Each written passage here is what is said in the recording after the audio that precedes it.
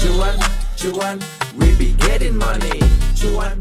Oke guys, sebelum kita lanjut ke videonya, saya share info bahwa grup STS akan open lagi STS rekomendasi dan diskusi di bulan Juli 2026 guys. Nah, ini grupnya udah ada kebetulan. Di sini adalah STS Rekom, di sini ada STS Diskusi. Nah, untuk diskusi teman-teman bisa chatting-chatting di sini, tanya jawab ya.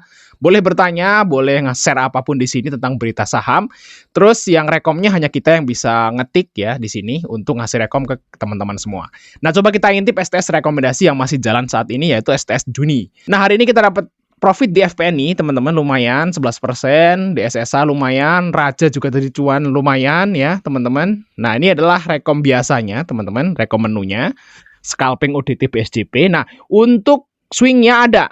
Kita masukin ke tabel khusus seperti ini. Jadi kalau misalnya teman-teman semua itu kerja nggak bisa mantau, ambillah menu swing. Kayak gitu ya. Nanti udah disediain di sini.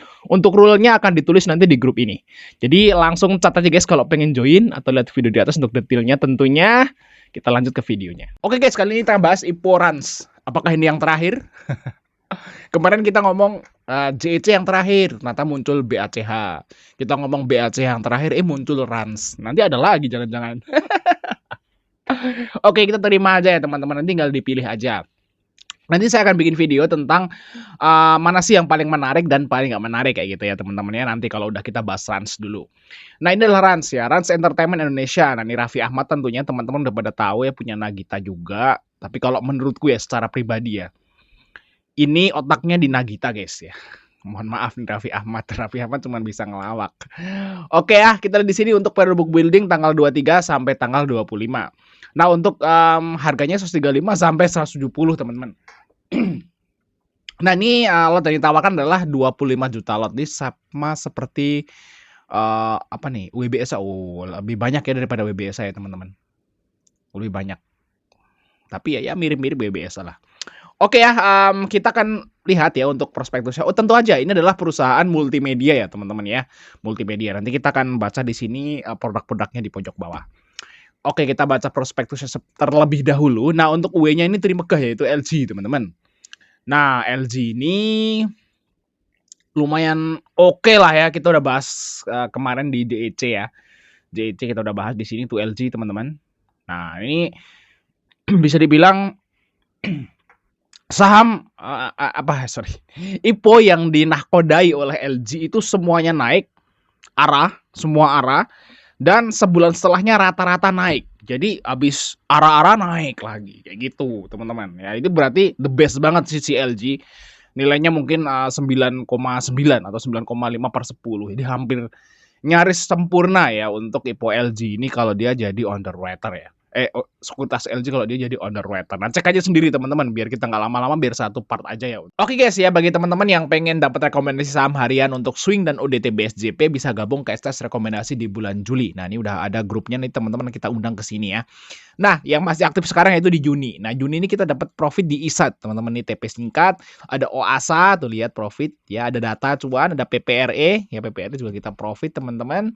Lumayan hari ini dapat 5 saham profit walaupun IHSG merah tadi kayak gitu teman-teman. Jadi jangan lupa bagi teman-teman yang pengen dapat rekomendasi saham untuk swing dan UDT langsung cat aja guys, kontak ada di situ biayanya untuk pembahasan ini. Jadi UE-nya the best lah pokoknya. Nah, yang jadi masalah adalah dia itu ngipuin JXC. JECX ya kalau nggak salah ya. Nah, ini agak kurang oke guys untuk prospektusnya, karena dia nggak ada lock ya dan ada divestasi. Saya nggak suka sih kalau ada saham IPO yang divestasi, saya nggak suka banget. Nah, nggak tahu nih ya JEC ini apakah akan mematahkan rekornya si LG, tapi semoga aja enggak. JEC naik, Rans naik kayak gitu teman-teman ya. Oke ya, kita akan langsung lihat aja prospektusnya teman-teman. Langsung aja. Nah, kalau teman-teman pengen lihat historisnya si LG bisa screenshot aja nih guys. Nih saham-sahamnya yang belum lama ini kayak gitu teman-teman tuh ya. Dari main sampai emas, cek aja sendiri di chartnya. Oke, kita lanjut bagian nomor 19 teman-teman. Oke, kita lihat di sini apakah ada yang aneh di prospektusnya guys. Nah, ini penawaran umum perdana saham yang dijual itu adalah segini ya teman-teman ya, 2 miliar lembar. Terus dia jualnya tuh 20% guys dari semuanya ya. Dengan nilai nominal 10, Harga 135 sampai 170 untuk IPO-nya di tanggal 10. Nah, tanggal 10 tuh dia sendiri, teman-teman. Nah, ini adalah tabel IPO-nya ya. Tanggal 7 tuh ada 3. Jelly, JCX, dan BACH. Terus di tanggal 8 ada EMI nih. Nah, terus tanggal 9 PRDL, tanggal 10 tuh Rans.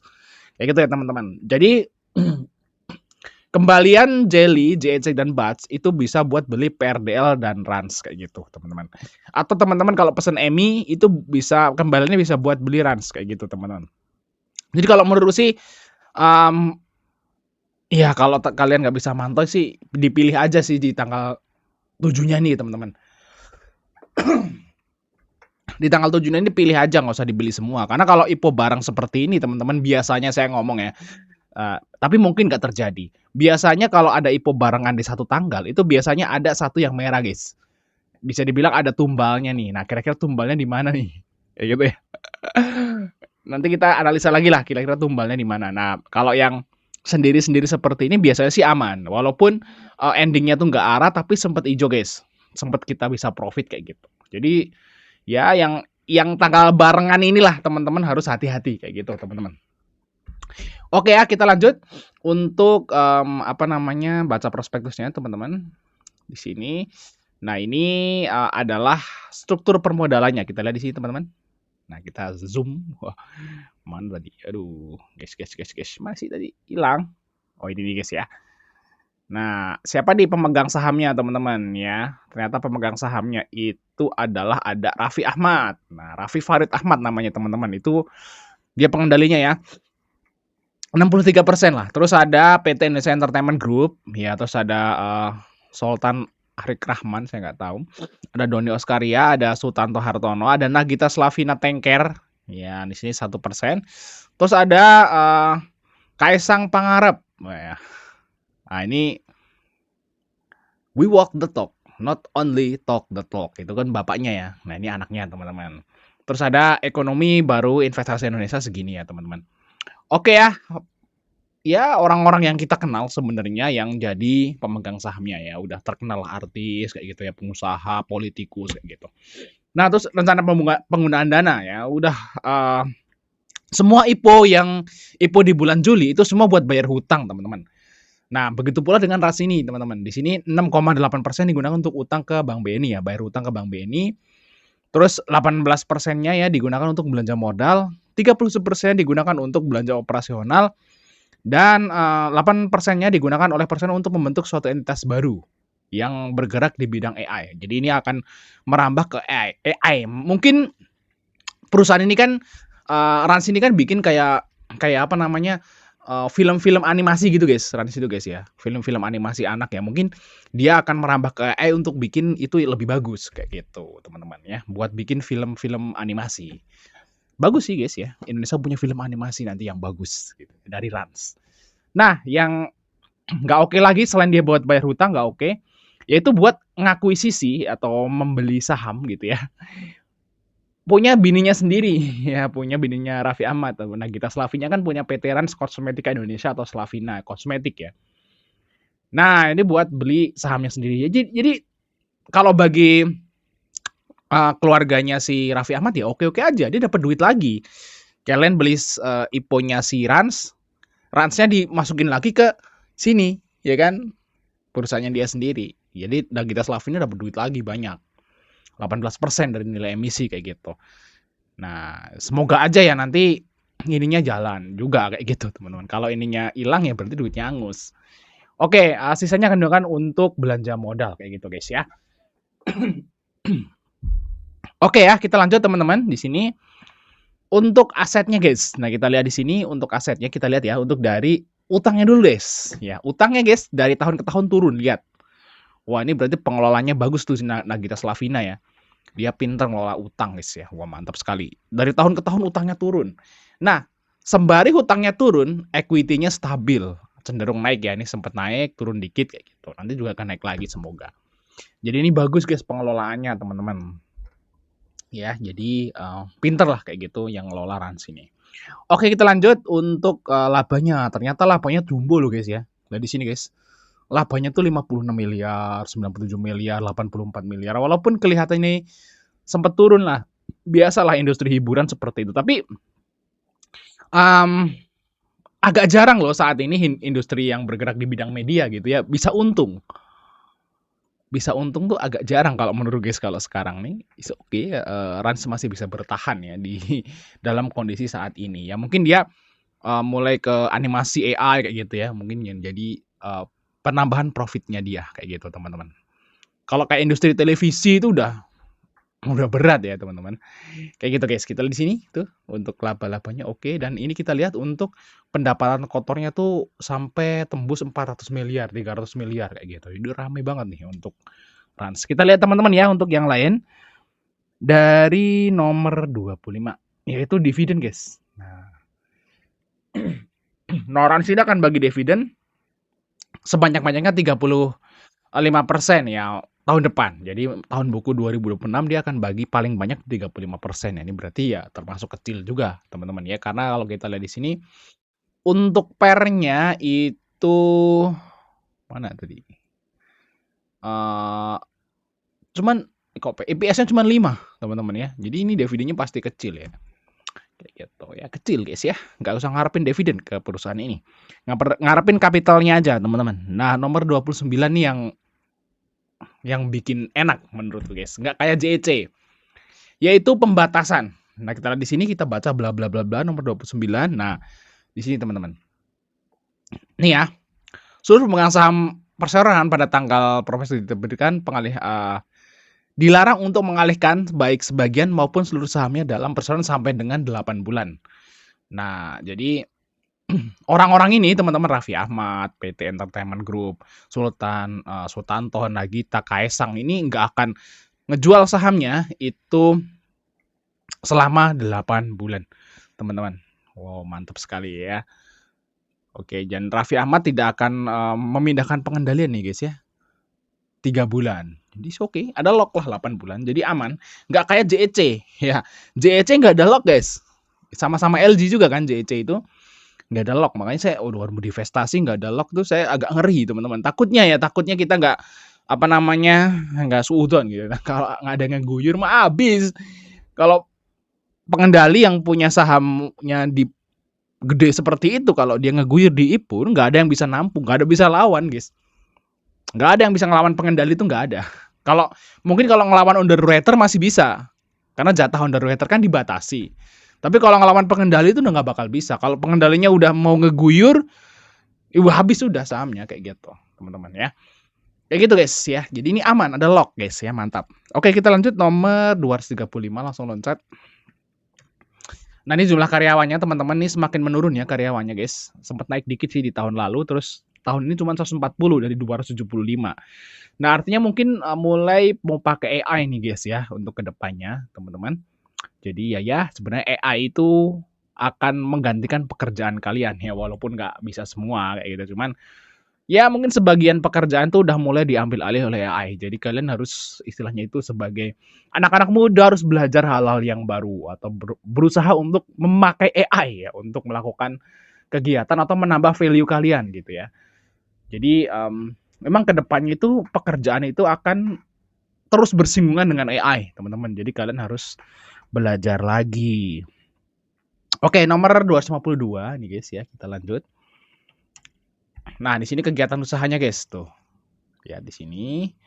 Nah, kegiatan saya produksi dan distribusi konten media. Nah, ke TikTok tuh ya, TikTok, YouTube kayak gitu. Nah, makanya sih ini masih untung nih ya, perusahaan media yang masih untung karena dia kekinian ke Instagram, ke TikTok dan sebagainya. Bikin mini movie kayak gitu, teman-teman. Nah, di sini juga bikin namanya itu pengelolaan intellectual property. Nah, ini guys ya, seperti ini ya. Bikin animasi-animasi seperti ini. Kalian nonton nggak? Kalau saya sih nggak ngikutin. Ada Cipung, nggak pernah dengar sih saya Cipung gitu ya. Terus apa nih? Ya seperti ini guys, animasi seperti ini. Dan kedepannya si Rans ini mau ekspansi ke AI ya. Mungkin nanti akan membuat animasi ini jadi jauh lebih bagus kayak gitu teman-teman. Dan sebagainya lah kayak gitu teman-teman. Ini adalah kegiatan usaha dari Rans. Dan selain bikin seperti ini juga dia ini guys ya Kalau nggak salah kemarin bikin konser gitu ya untuk Hearts to Hearts kayak gitu. Itu kan dari ini ya, dari SM apa namanya, ya ada hubungan sama SM jadi artis-artis K-pop ke sini yang apa namanya, yang menjembatani itu Rans kayak gitu. Ya kayak gitu teman-teman bikin konser lah segala macam. Banyak sih sektor usahanya si Rans ini teman-teman, tapi berhubungan dengan media. Oke, kita lanjut ya untuk bagian sini teman-teman. Ya, yaitu apa namanya?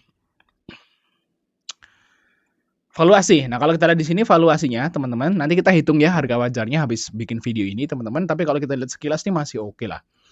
Ini pair-nya 24 ya udah mahal sih. Cuman ROE-nya 16. Jadi masih oke, teman-teman. Untuk market cap-nya ini yang saya senang, teman-teman. PBV-nya 3 sampai 5 harusnya sih ya masih oke kalau dia itu IPO. Nggak ada sih IPO, jarang banget IPO yang jual PBV-nya tuh di bawah 1, teman-teman. Ya ada tapi jarang sekali. Nah, kita lihat di sini untuk market cap-nya, teman-teman. IPO-nya di 100-an. Berarti ini arahnya 35 kali. Dan kok 35? Iya benar, 35%, sorry. Arahnya 35% plus market cap-nya masih jauh di bawah apa namanya 10T. Jadi intinya masih medium cap tapi yang pojok bawah. Ya. Jadi seharusnya sih bisa banget nih bagger atau multi bagger, teman-teman. Karena kalau dia multi bagger aja itu market cap-nya masih di bawah 5T. Jadi masih kecil juga, teman-teman. Jadi masih potensi naiknya lumayan kalau IPO ini. Nah, kesimpulannya gimana sih? Kalau kesimpulannya ini kalau menurutku sih buy sih guys ya. Buy. Kenapa? Karena W-nya itu the best, bagus. Prospektus nggak ada masalah. Valuasi masuk akal, ada lock juga. Ya guys ya. Terus ya bisa dibilang ini ada apa namanya mempertaruhkan nama juga di sini. Ada Kaisang, ada Raffi Ahmad dan sebagainya itu guys ya. Itu mempertaruhkan nama. Kalau misalnya dia jelek merah udah abis tuh, nggak mungkin guys. Hampir bisa dipastikan IPO ini nggak akan merah. Karena ini menyangkut nama baik, teman-teman. Jadi teman-teman ya sebagai IPO hunter teman-teman harus pahami di sini. Karena kalau IPO itu nggak serta-merta only hanya perusahaannya bagus apa enggak, terus perusahaannya murah atau mahal, itu enggak sebatas itu. Karena IPO itu banyak kepentingan di dalamnya. Dan ada apa namanya mempertaruhkan nama baik juga di dalamnya. Jadi istilahnya IPO ini sih oke guys ya. Oke banget buat dibeli, teman-teman. Ini mungkin kalau urutannya ini number one nih. Nomor 1 yang teman-teman wajib dibeli dari keseluruhan IPO di bulan Juli. Oke, thanks teman-teman udah nonton. Sampai ketemu di video berikutnya, teman-teman.